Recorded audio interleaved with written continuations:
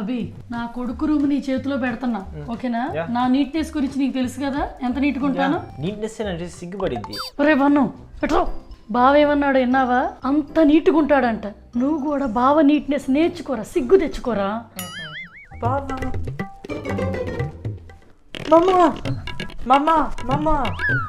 చాలా నీట్ గా ఉన్నాడు. దా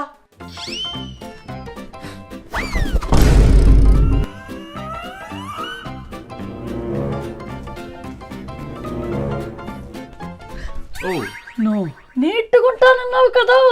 యా, నేను నీట్ గానే ఉన్నాను. నేను రోజు 3 times షవర్ చేస్తా తెలుసా. నీట్నెస్ నన్ను చూసి సిగ్గుపడిద్ది. నువ్వు ఇప్పుడు సిగ్గుపడుతున్నావు కదా. నేను సిగ్గుపడుతున్నట్టు కనిపిస్తున్నట్టు. నీకు అలా అర్థమైంది, నాకు ఇంకోలా అర్థమైంది. Mama, I want to follow Abby Baba's neatness. అత్తయ్య నేతరిసెలు మీకు ఇష్టమని ఇండియా నుంచి తెప్పించా. అవునమ్మా, మీరు తింటుండండి, టీ పెట్టుకొస్తా. అలాగే. చిన్న ఇలా రామ్మా, నీకోసమని నేతర్స్ ఇండియా నుంచి తెప్పించా. చూసారా అక్కడ అరిసెలు సేమ్ నా డైలాగ్ కూడా కాపీ కొట్టారు. నువ్వు నా కోసం తెప్పించా అని చెప్పావు ఎస్టర్డే. అన్నానా? సరే టీ పెట్టుకొస్తా ఉండండి. ఎవరేం తక్కువ కాదు.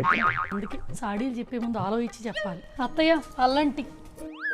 అరిసెలు పక్కన పెట్టి అల్లంటి తాగుతురా అమ్మా. నేనే నందనాకి నేర్పించా. చూసారా, ప్రతిసారి ఒకలా ఉండదు, ఈసారి డిఫరెంట్గా ఉంటుంది. చూడండి ఇంత చెత్తగా ఉన్నాయేంటి? బాగలేవా?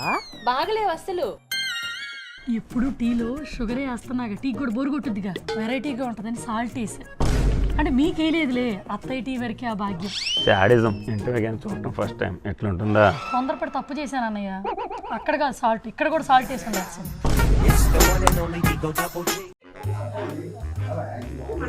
చికెన్ చాలా బాగుంది. అయ్యో అక్కడ అయిపోతా ఉంది. అప్పుడేనా? తీసుకో. అందరూ నాకన్నా కరుగున్నారే. అమ్మ ఇలా వెళ్తే మళ్ళీ దిష్టి తగులుతుంది. కాస్త రైస్ వేసి కట్టేద్దాం.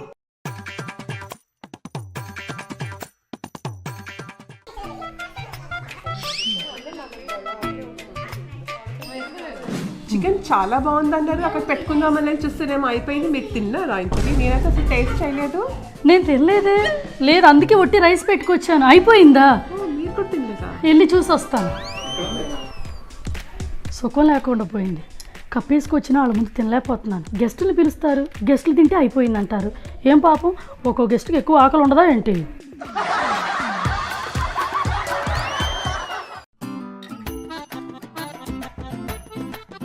నిన్ను కొన్నావు, మీ ఆయన ఏమనరా? అన్నీ నేనే కొనుక్కున్నాను, మా ఆయనకి చెబుతాను అనుకున్నావా ఏంటి? చుట్టాలకో, ఫ్రెండ్స్ గిఫ్ట్లో, ఆడబడుచుకో, అక్క కూతురుకో అలా చెప్పుకొస్తాం, నమ్మేస్తాడు. చుట్టాలకి గిఫ్ట్లు అంటే పరువు పోద్దైనా హస్బెండ్లు ఒప్పుకుంటారు. అయినా ఇవి వేసుకున్నప్పుడనే తెలుస్తాయిగా. వేసుకున్నప్పుడు తెలుస్తుందని ఎదురుగా వేసుకోను కానీ నేను కొత్తది కొనుక్కున్నానని చెబుతానా ఏంటి? అడిగాడు అనుకో ఎక్కడదని, అప్పుడిప్పుడు కొన్నేళ్ల క్రితం నువ్వు కొన్నావే అది అంటాం. వాళ్ళకి మతిమరుపు ఉన్నంత కాలం మనం షాపింగ్ చేసుకోవచ్చు. దా, ఈ ఐడియా ఏదో బాగుంది, నేను కూడా ఫాలో అయితే.